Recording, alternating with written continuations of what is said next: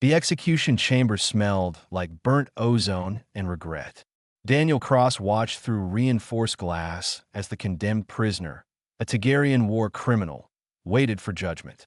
50 billion lives lost in planetary bombardments.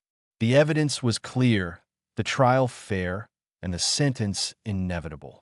Yet Daniel felt sick. 3 months ago, he had been teaching conflict resolution at a university on Earth. Now he stood in the heart of galactic power, holding authority over life and death across 1,000 worlds. The transition still felt surreal.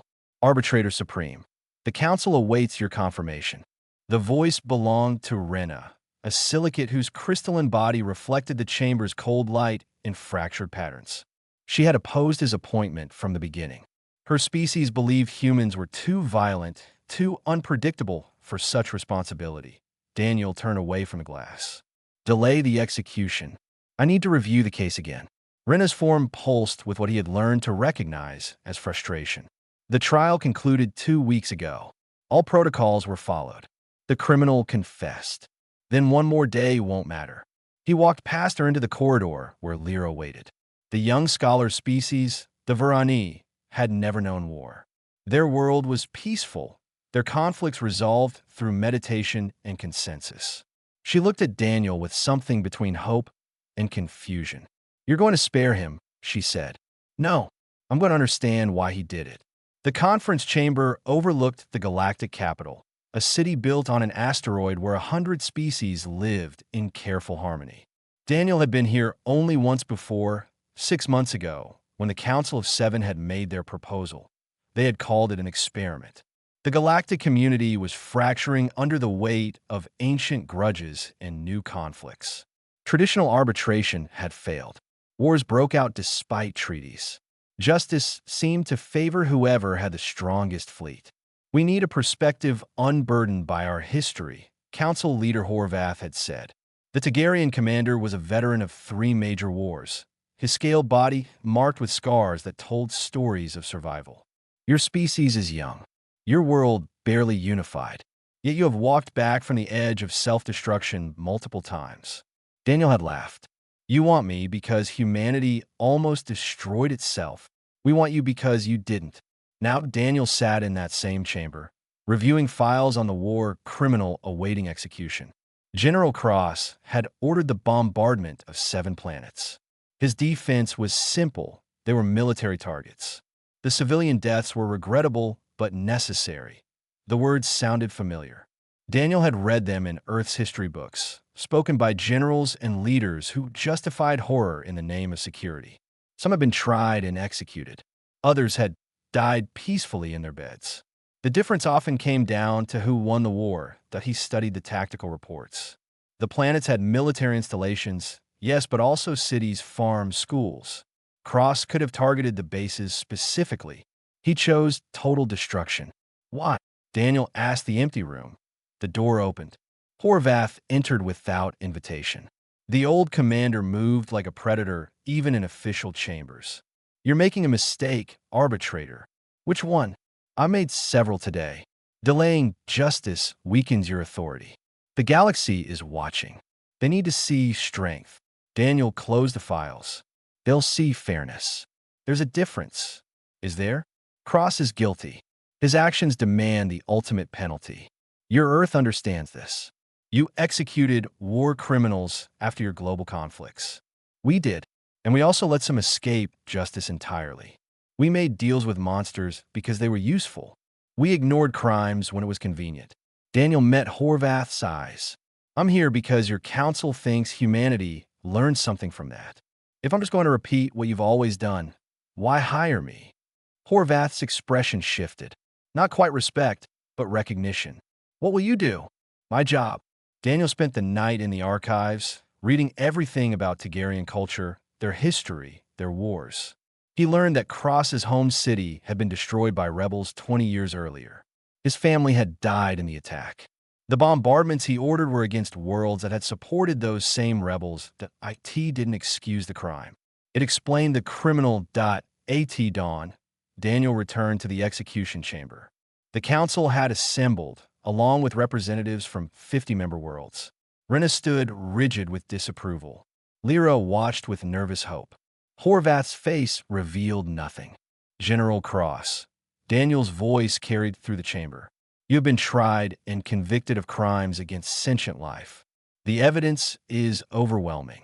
Your guilt is established. The Targaryen stood straight despite his shackles. I did what was necessary. You did what was easy. Revenge always is. Daniel paused. You lost your family. I understand that pain. Earth has billions who carry similar scars.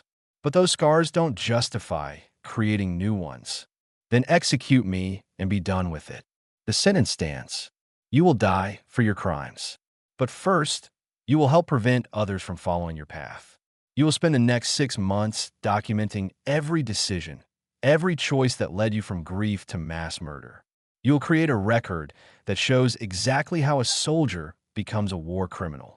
It will be taught in every military academy in the galaxy. Silence filled the chamber. After that, the execution will proceed. You will die, but your death will mean something more than revenge. It will be a warning, a lesson, a prevention. Cross stared at him. You're still killing me. Yes, because justice demands it. But I'm also using your death to save lives. Because prevention is more important than punishment. Horvath approached as the chamber emptied.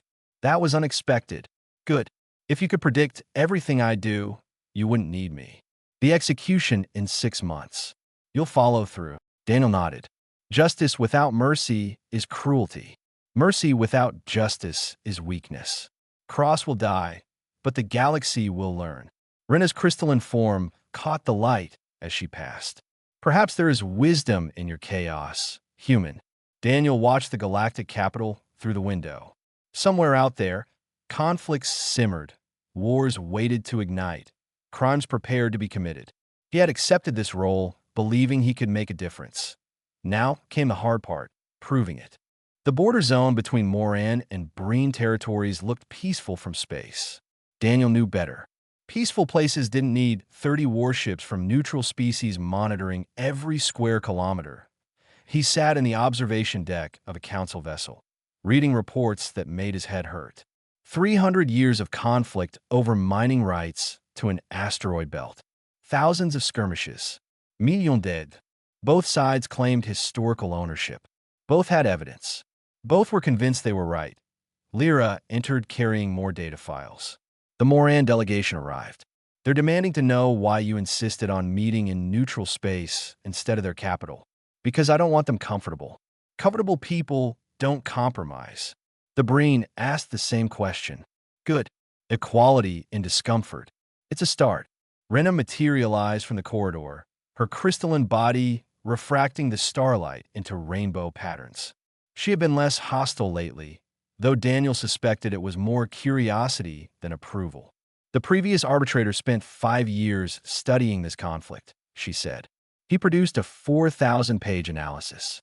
You've been assigned to this case for 6 days. And in 6 days, I've learned that 4,000 pages of analysis didn't solve anything. You plan to succeed where others failed. I plan to try something different. The Moran delegation entered first. Tall beings with blue-gray skin and extra joints in their limbs. They moved with fluid grace that reminded Daniel of dancers. Their leader, Ambassador Threll, bowed slightly. Arbitrator Supreme, we are pleased you've taken interest in our legitimate claim to the corridor belt. The evidence clearly shows, say the evidence. I've read it. All 8,000 pages. Threll blinked in surprise. Then you understand our position. I understand you have a position. So does Breen. The Breen delegation arrived moments later. Shorter, stockier beings covered in thick fur. They radiated heat that made the room uncomfortably warm. Their leader, Prime Selector Gan, glared at the Morans before acknowledging Daniel. We expected private meetings, Gan said. You expected wrong. See, both delegations arranged themselves on opposite sides of the conference table. The physical distance between them a perfect metaphor for 3 centuries of hostility. Daniel remained standing. I've reviewed the evidence from both sides. Mining surveys, historical records, treaty interpretations, genealogical claims to first discovery. It's all very thorough. Then you see that Moran rights are undeniable, Threll said. We arrived first, Gan countered. Our ancestors died developing those mines. Your ancestors were thieves. Your ancestors were liars who— Stop. Daniel's voice cut through the rising argument. I don't care who was first. Silence. You don't care? Threll's translator struggled with his tone of disbelief. The corridor belt has enough resources for both civilizations to mine for 1,000 years. This isn't about resources. It hasn't been for 2 centuries. That's ridiculous, Gans said. The mining rights are worth less than you've spent fighting over them. I did the math. Every ship lost, every soldier killed, every trade route disrupted. You've both hemorrhaged wealth defending a principle. Threll stood. Our honor demands. Your honor demands that you keep dying over rocks? That's not honor. That's stupidity. The room went cold. Lyra touched Daniel's arm in warning, but he ignored her. This was the moment. Either they'd listen or they'd walk out, and he'd know which approach to take. Arbitrator Supreme. Rena's voice held warning. Perhaps more diplomatic language. No. Diplomacy has failed for 300 years. These species need truth. Daniel turned to face both delegations. You want to know what I learned about this conflict? Neither of you remembers why it started. We remember perfectly, Threll protested. The Breen violated the treaty of— You remember the treaty, not the reason. I found the original records. The first mining dispute was between 2 corporations, one Moran and one Breen. They had a contract disagreement. Instead of going to court, they hired mercenaries. The violence escalated. Governments got involved. Pride took over. 300 years later, you're still killing each other because 2 companies couldn't share. Gansfur bristled. Our ancestors died defending our rights. Your ancestors died defending corporate profits. Then you built monuments to them and called it honor. This is insulting, Threll said. This is truth. You don't like it? Prove me wrong. Neither delegation moved. Daniel pulled up a holographic display showing the asteroid belt. Here's my judgment. The corridor belt is divided into 3 zones. Zone 1 goes to Moran. Zone 2 goes to Breen. Zone 3 becomes jointly operated, profits split equally. Unacceptable, both ambassadors said simultaneously. I'm not finished. Before any mining begins, both species will participate in a joint memorial service. You'll list every soldier, every civilian, every person who died in this conflict. You'll read their names aloud together. All of them. It will take approximately 46 hours. Threll's skin paled. That's thousands of names. 47,312. I counted. You'll remember every single one while you stand next to the enemy you've demonized for centuries. You'll remember they were people, not just casualties in your righteous cause. And if we refuse, Gan asked, then you get nothing. The council will blockade the entire belt. Neither of you will mine there for 100 years. Your conflict will cost you everything you've fought for. Lyra stepped forward. Arbitrator, perhaps the delegations need time to consider. They've had 300 years. Time's up. Rena's form pulsed with agitation. This is unprecedented. The council appointed me to solve problems, not follow precedent. The judgment stands. Threll and Gan exchanged glances. Centuries of hatred didn't dissolve in moments, but Daniel saw something flicker in their expressions. Not agreement, recognition. We need to consult our governments, Threll said finally. You have 72 hours. After that, the blockade begins. The delegations left in tense silence. Rena approached Daniel, her crystalline body chiming softly with movement. You realize you may have just started a war, or ended one. Your confidence is either inspiring or suicidal. On Earth, we have a saying, the same thing often looks different depending on the outcome. Lyra was studying the data files. The memorial ceremony, making them say the names together. That's from Earth, isn't it? Daniel nodded. We learned that enemies stay enemies when they're abstract. Put faces to the dead, names to the losses, and people remember they're fighting other people, not monsters. And if it doesn't work, then I'll have failed. But at least I'll have tried something other than another 4,000 pages of useless analysis. 70 hours later, both governments agreed to the terms. The memorial service would begin in 30 days. Blood on corporate floors looked the same as blood anywhere else. Daniel examined the laboratory where scientists had conducted illegal genetic experiments, modifying children before birth to create stronger workers. The company called it enhancement. The law called it slavery. 12,000 modified beings lived throughout the galaxy now, their bodies built for labor they never chose. The corporation, Genesis Collective, had operated for 60 years before whistleblowers exposed them. The trial had been swift, the evidence overwhelming. Daniel stood in the empty lab, looking at examination tables built for children. His hands shook with rage he had to control. "The executives are waiting," Lyra said softly. "The sentencing hearing begins in an hour. Tell them we're postponing." "Daniel, you can't keep delaying. The council is getting impatient." "The council can wait." Rena appeared in the doorway. "Arbitrator Supreme, I must advise against further delays. Genesis Collective has powerful allies. Every day you wait, they mobilize more political pressure." "Good. Let them show themselves." He pulled up files on his portable display, scanning through communications intercepted by council intelligence.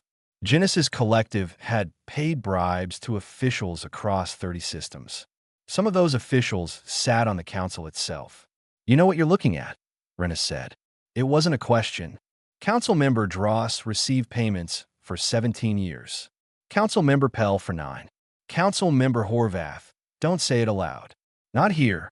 Daniel met her crystalline gaze. "Why? Because it's dangerous? Because powerful people don't like being exposed.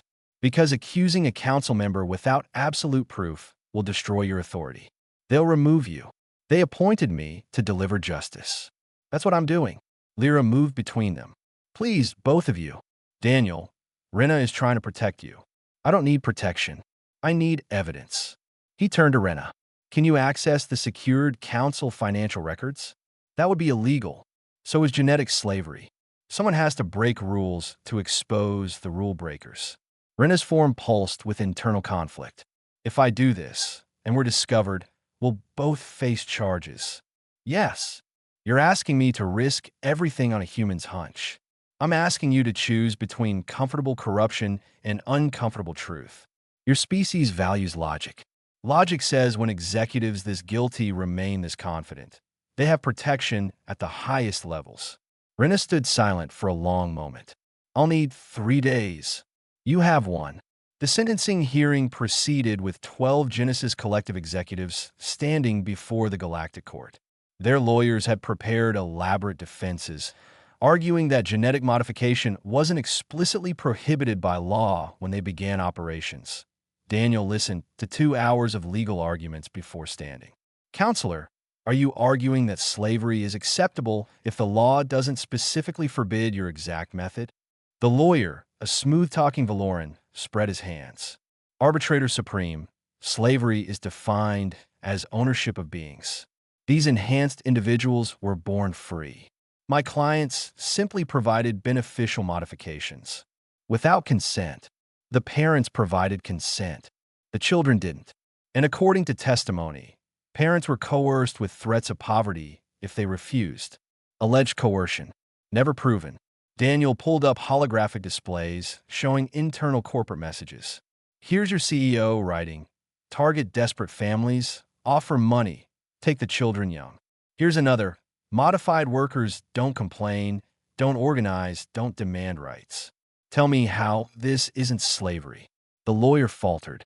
The law didn't forbid it because no one imagined anyone would be evil enough to do it. You found a loophole in morality and called it business." He turned to the executives. "You're all guilty. The question is what sentence fits your crimes." The CEO, a Hadhon named Rindix, finally spoke. "Arbitrator, we employ millions across the galaxy.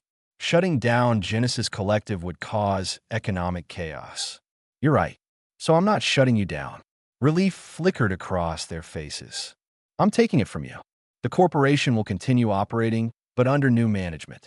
Every profit for the next 50 years goes to the 12,000 individuals you modified. They'll also receive shares, making them majority owners. You built a company on their bodies. Now, they own it. That's theft. Renix shouted. No, that's reparation.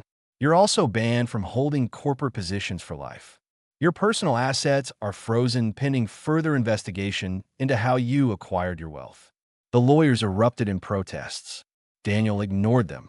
Furthermore, I'm ordering an investigation into everyone who knew about these operations and said nothing. That includes government officials, inspectors, and council members who accepted bribes to look the other way. The courtroom went silent. Councilmember Dross stood from the observer section. Arbitrator Supreme, you're making serious accusations against council members. Without evidence, that's slander. Daniel smiled. I have evidence. Rena entered from a side door, carrying data files. 17 years of payments from Genesis Collective to Councilmember Dross. 9 years to Councilmember Pell. Financial records show clear patterns of deposits following key regulatory decisions. Dross's face went pale. This is fabricated. A human conspiracy to undermine the council's authority. The records come from your own financial institutions, Rena said. I verified them personally. Horvath stood. Daniel had been waiting for this. The old commander approached the bench with measured steps. Arbitrator Supreme, my name was on your list. I assume you have evidence of my corruption as well. Daniel met his eyes. No, your investigation showed payments received, but immediately donated to veteran support organizations. You didn't profit from Genesis Collective. You used their bribes against them. Horvath's scarred face showed something like respect. You could have destroyed me with a lie. Why tell the truth? Because justice without truth is just revenge with better paperwork. That night, someone tried to kill Daniel. A plasma charge destroyed his quarters while he was reviewing files in Lyra's office. Security found the assassin, a hired mercenary who refused to name his employer. Daniel stood in the wreckage of his rooms, looking at the burned furniture and melted walls. Rena appeared beside him. They won't stop with one attempt. I know. You could reduce the sentences. Show mercy to powerful people. Make this go away. I could. I won't. Why? You're one human against the galaxy's most powerful interests. Daniel picked up a melted picture frame from Earth, the photograph inside destroyed. My planet almost died because good people stayed quiet when powerful people committed crimes. We learned the hard way that silence is complicity. I won't make that mistake here. Lyra brought news the next day. Councilmember Dross and Pell had resigned. 3 more officials had been arrested. The investigation was expanding. You've made enemies who will hate you forever, she said. Better than friends who despise themselves for their silence. The 12,000 modified individuals received their ownership shares in a ceremony Daniel attended. They looked at him with confusion and hope, unable to believe someone had actually punished their tormentors. That a young woman, modified for enhanced strength, approached him afterward. Why did you help us? We're nobody. That's exactly why. Justice means nothing if it only protects the powerful. The refugee camps stretched across 3 moons, filled with survivors of a war that refused to end. Daniel walked between rows of temporary shelters where families huddled in despair. Children played with toys made from scrap metal. Old beings stared at nothing, seeing ghosts of homes destroyed years ago. The Kelver theocracy versus the atheist coalition. 3 generations of slaughter over whether gods existed. Both sides had committed atrocities that made Daniel's stomach turn. Lyra followed him through the camps, taking notes and trying not to cry. How do you judge this? Both sides are guilty of everything. That's the problem. And the answer? They met with Kelver religious leaders in a temple that survived the bombardments. High Priest Yendar, ancient and scarred, sat surrounded by texts considered sacred by billions. Arbitrator Supreme, the coalition murdered our faithful by the millions. They destroyed temples. They outlawed prayer. They are evil incarnate.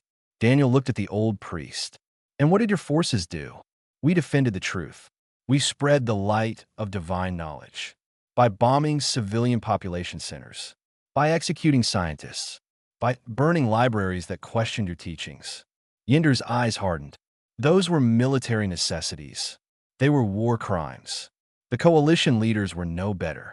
General Frost, a decorated veteran with 3 artificial limbs, showed Daniel footage of Kelver atrocities.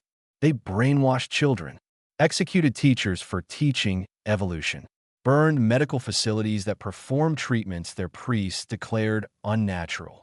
They're fanatics who won't stop until everyone believes their delusions. And your side? Daniel asked. We fought for reason, for science, for freedom from superstition, by eliminating anyone who disagreed, by destroying cultural heritage, by making faith itself a crime punishable by death. Frost slammed his mechanical hand on the table. They started this war. You both started it. You both perpetuated it. You both chose killing over coexistence. For weeks, Daniel studied the conflict. He read religious texts and scientific papers. He interviewed survivors from both sides. He documented crimes committed by Kelver forces and coalition forces. The list grew until he couldn't bear to read more. Horvath found him in the archives late one night. You look terrible, arbitrator. This war has no good guys. Most don't. That's why they're hard to end. Daniel rubbed his eyes. On Earth, we had religious wars that lasted centuries. Catholics versus Protestants. Muslims versus Hindus. We killed millions over interpretations of divine truth. How did they end? Exhaustion. People got tired of dying. But also something else. Someone decided that believing different things didn't require killing each other. The Kelver and Coalition haven't reached that point. Then I'll drag them to it. Daniel called for a gathering of both sides. Not leaders. Soldiers. People who had actually fought in the war. He chose a neutral station and insisted on attendance. 300 veterans came. They sat on opposite sides of a vast hall, eyeing each other with suspicion and hatred. Daniel stood in the center. I've spent 2 months investigating this war. I've documented crimes committed by both sides. I could spend the next year listing them all. Instead, I want each of you to tell me one thing. Silence. Tell me the name of someone you lost. Not how they died. Not why. Just their name. A Kelver soldier, missing an arm, spoke first. My brother. Kindar. A coalition vétéran répondait. My daughter. Riss. One by one they spoke. Names filled the hall. Parents, siblings, friends, lovers. The list went on for hours. Some people cried. Others sat in stone-faced silence. When the last name was spoken, Daniel addressed them all. 417 names. That's just from this room. The actual death count is over 6 billion. 6 billion beings who had names, families, dreams, all dead because your leaders decided their ideology was worth more than your lives. He pulled up holographic displays showing atrocities from both sides. Kelver priest burning coalition librairie. Coalition soldiers executing Kelver children. Back and forth, horror after horror. I could judge this war. I could declare one side right and the other wrong. But that would be a lie. You're both guilty. You've both committed crimes against sentient life on a scale that defies comprehension. High Priest Yindar stood. Then what do you propose? We cannot coexist with those who deny divine truth. General Frost rose as well. And we cannot tolerate those who enforce superstition through violence. You don't have to agree, Daniel said. You just have to stop killing each other over disagreement. Impossible, Yindar said. It's been done. Earth had nation-states with different religions living side by side. They didn't convert each other. They didn't even like each other. But they decided survival mattered more than being right. Frost laughed bitterly. Your Earth example? Your species still has religious conflicts. Yes, we're not perfect, but we're not extinct either. We chose survival over purity. Daniel walked to the center of the hall. Here's my judgment. Both the Kelver theocracy and the Atheist Coalition are guilty of war crimes. Both leadership structures are dissolved. Both will face tribunals. Shock rippled through the room. You can't, Yindar began. I can, and I am. Every general, every priest, every politician who ordered atrocities will face trial. No exceptions, no immunity. If you gave the order to kill civilians, you answer for it. The coalition will never accept Kelver judges, Frost protested. The judges will be neutral species, beings with no stake in your ideological war. They'll prosecute both sides equally. A Kelver soldier stood. What about us? The ones who followed orders. You'll participate in truth and reconciliation hearings, not trials. Hearings. You'll tell what you did, what you saw, what you regret. No punishment for honesty. The galaxy needs to understand how ordinary beings become killers. And after the tribunals, a coalition veteran asked, after, you'll have a choice. Continue fighting and face total blockade from the galactic community.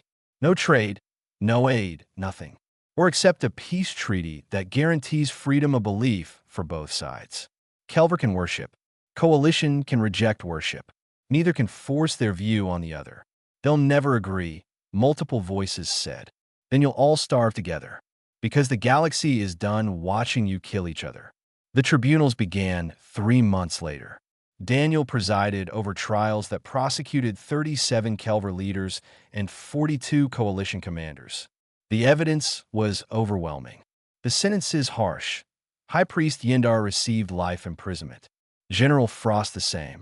Neither went quietly. You're punishing faith itself, Yindar shouted at sentencing. I'm punishing murder. Your faith is irrelevant to that crime. Frost was equally bitter. You've betrayed reason by treating their superstition as equivalent to our truth. I've treated your crimes as equivalent to theirs. What you believe is your business. What you did is mine. The truth and reconciliation hearings lasted a year. Thousands testified. Some confessed to horrors that made observers weep. Others justified everything.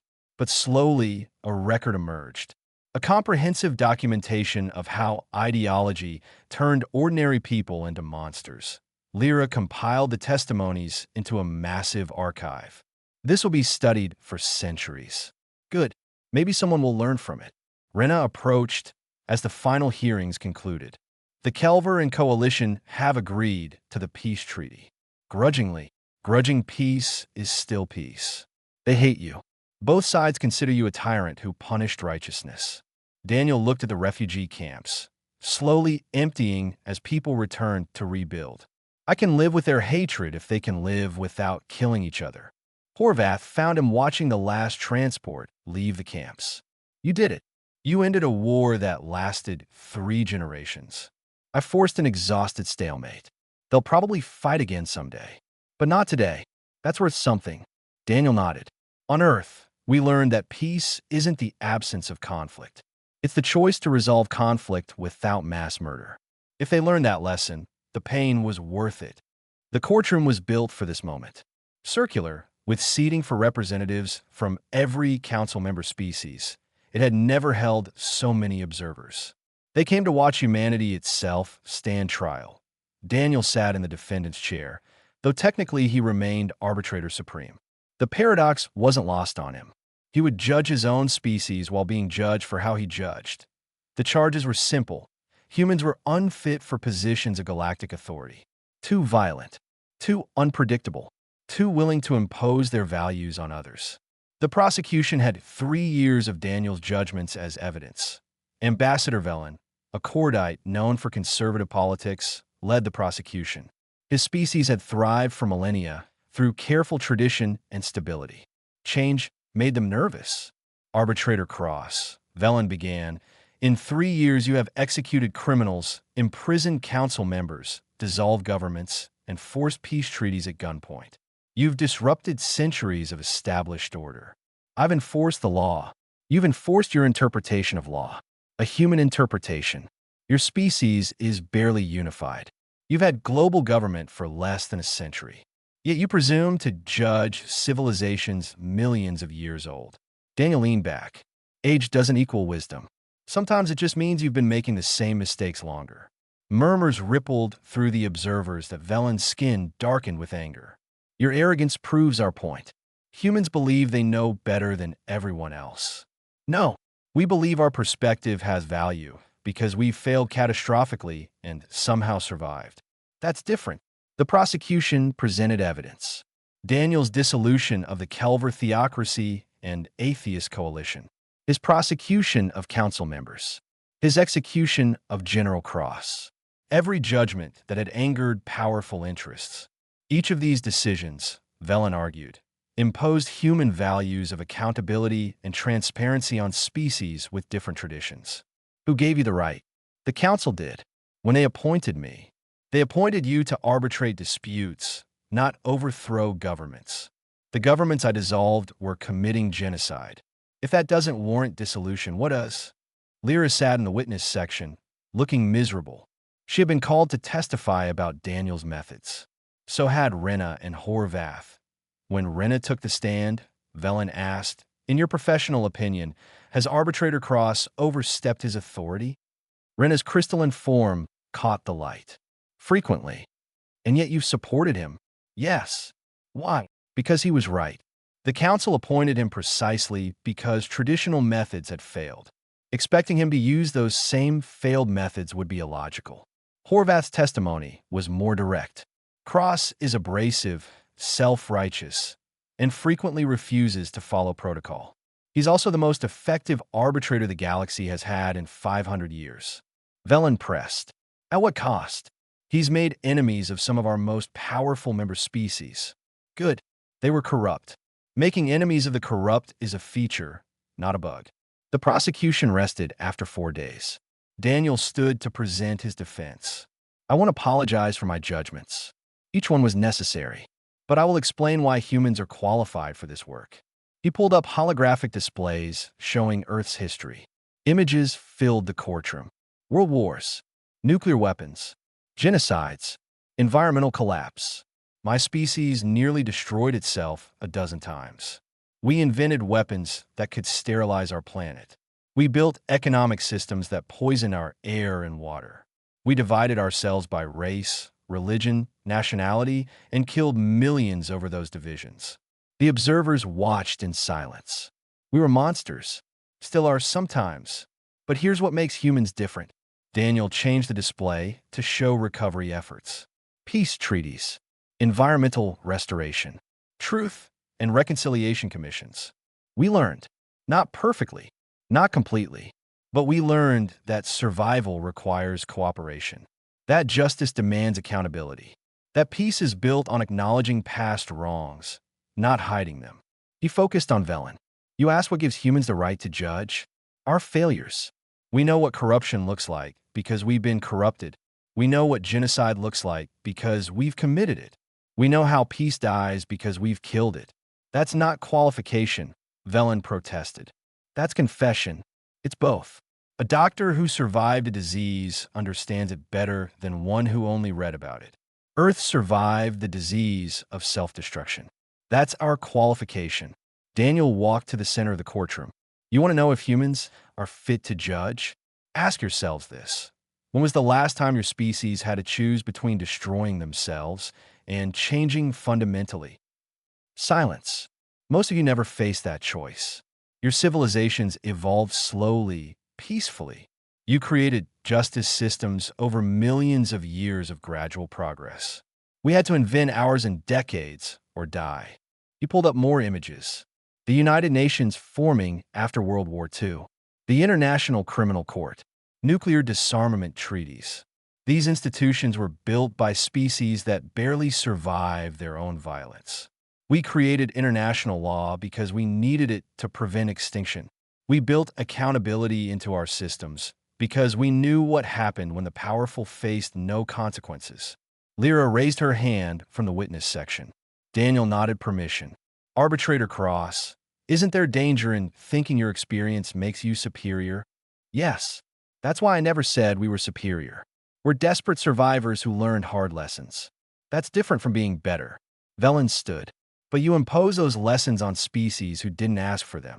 I impose justice on species who violate it. When Kelver and Coalition committed genocide, should I have respected their cultural differences? When Genesis Collective enslaved children, should I have honored their business traditions? You could have shown more nuance. Nuance is what diplomats use to avoid calling evil by its name. I'm not a diplomat. I'm a judge." The tribunal deliberated for 3 days. Daniel spent them walking the station's observation decks, watching ships come and go. Lyra joined him on the 2nd day. "If they rule against you, what will you do?" "Accept their judgment. That's what justice requires. Even if it's wrong, especially then." Someone has to demonstrate that authority can be challenged without violence. Rena found them on the third day. The tribunal has reached a decision. The courtroom filled again. Observers packed every seat. The lead judge, a being from a species so old they remembered when humans still lived in caves, spoke. We have reviewed the evidence. We have considered the arguments. Our decision is as follows. Daniel stood. Arbitrator Supreme Cross has indeed overstepped traditional boundaries. He has disrupted established orders. He has made powerful enemies. Here it comes, Daniel thought.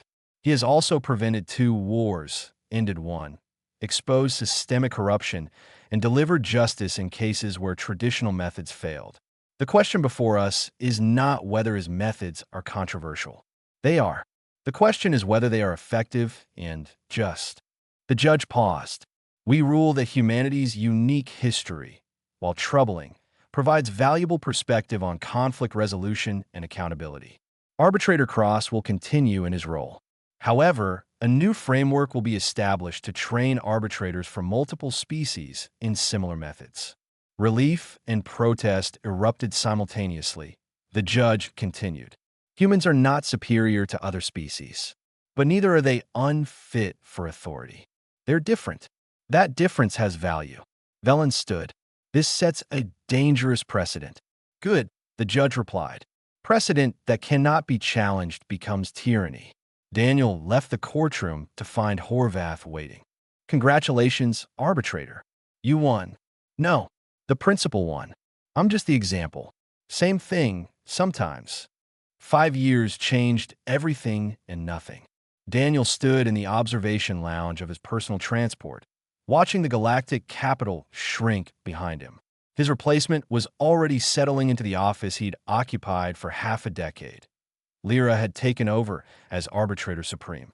She'd learned well, combining her species' natural empathy with the hard lessons Daniel taught her. Her first judgment, prosecuting a mining cartel for environmental destruction, had been fierce and fair. He was proud. The communication console chimed. Rena's crystalline form appeared in holographic projection. Running away, arbitrator, former arbitrator. And I'm not running. I'm going home. Earth doesn't need you. The galaxy does. Daniel smiled. The galaxy has you and Lyra and 20 other arbitrators trained in these methods. I did my job. Now I want to see my planet again. Before you leave council space, there's one final case. It requires your attention. Send it to Lyra. It involves humans, specifically the colony on New Boston. They've been accused of violating territorial expansion treaties. Daniel's stomach sank. What did they do? Establish settlements in a neutral zone. The Varan Confederacy claims those territories were reserved for their expansion. Are they right? Technically, yes. The treaty is clear. Then Lyra can handle it. The colonists are demanding you as arbitrator. They claim only a human can judge humans fairly. Daniel closed his eyes. That's exactly backward. A human judging humans will be accused of bias either way. Yet you're the only one they'll accept. If you refuse, they've threatened to secede from Earth authority entirely. Send me the files. 3 days later, Daniel's transport arrived at New Boston. The colony was beautiful. Rolling hills, clean rivers, forests planted by settlers who dreamed of a fresh start. 10,000 humans living in peace and breaking galactic law. The colonial governor, a woman named Patricia Hill, met him at the landing pad. Middle-aged, weathered by frontier life, she looked like every pioneer in Earth's history. Arbitrator Cross, thank you for coming. We knew you'd understand. I understand you violated a treaty. Her smile faded. The land was empty. We're not displacing anyone. That's not the point. The treaty reserved this zone for Varan expansion. The Varan are 300 light-years away. They won't reach this sector for a century. So you decided the treaty didn't matter? We decided empty land was wasteful. Our children need space to grow. Daniel toured the settlements. Schools, farms, workshops. Families building homes. Children playing in parks. Everything looked so normal, so innocent. That evening, he met with the Varan delegation. Their representative, Ambassador Kran, was blunt. These humans are thieves. They steal our future in the name of their present. The land is currently unused, Daniel observed, and used by your standards. We planned generations ahead. That territory was designated for our colonies in 80 years. A lot can change in 80 years. Treaties cannot. Not without consent. Your species signed the agreement. Now, they violate it. The evidence was clear. New Boston settlements were in the neutral zone. The treaty explicitly forbade colonization there. Earth government had approved the initial colony site, but not the expansion. Daniel spent a week interviewing colonists. They all said the same thing. They needed room to grow. The original colony site was too small. The neutral zone was empty. No one was hurt. He recognized the arguments.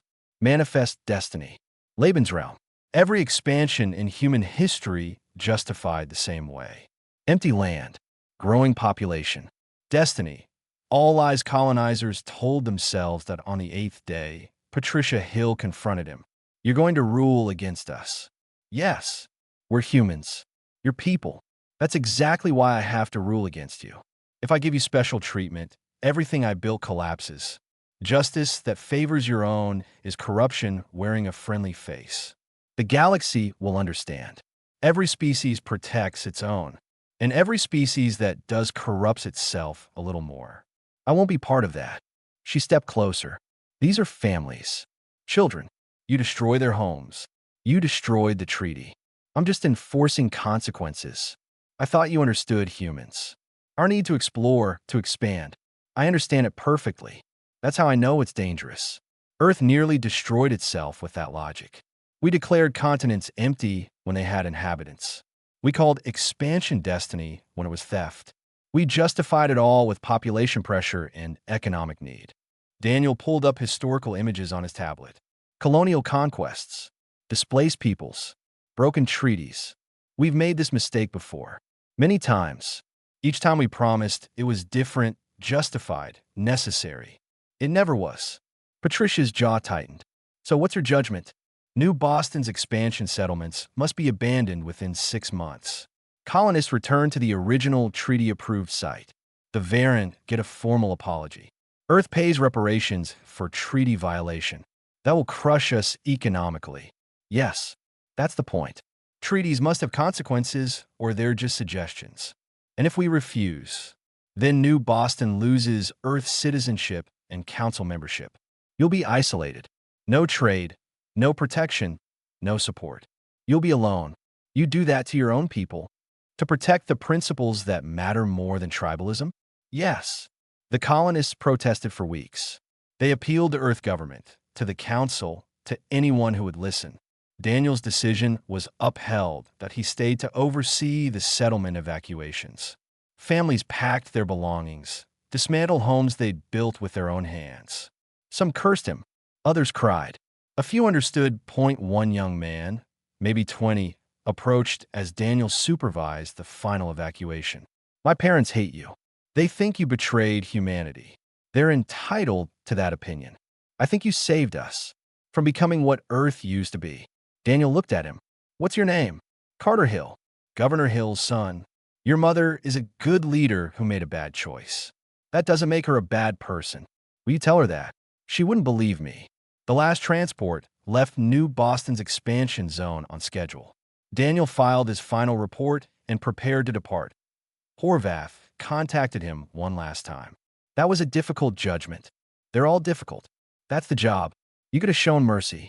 The council would have accepted a compromise. Compromise between right and wrong is just wrong with better public relations.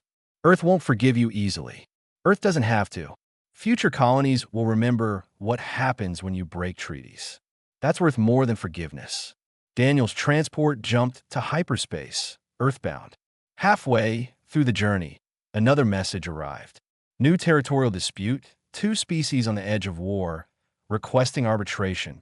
Lyra could handle it. She was ready. But Daniel looked at the file anyway, reading through the details. Old habits. The console chimed with another message. This one from Rena. I know you're reading that case file. Stop. Go home. Trust your successor. Daniel laughed and closed the file. She was right. The galaxy didn't need him anymore. It had learned the lessons he taught, holding the powerful accountable, treating justice as universal, not tribal, choosing principles over convenience. Whether those lessons stuck would depend on beings like Lyra, like Rena, like the next generation of arbitrators trained in methods that Earth's brutal history had forged. Daniel looked out at the stars streaming past. Somewhere out there, conflicts festered. Injustices waited to be addressed. Powerful beings schemed to avoid consequences. But for the first time in 5 years, those weren't his problems. He was going home.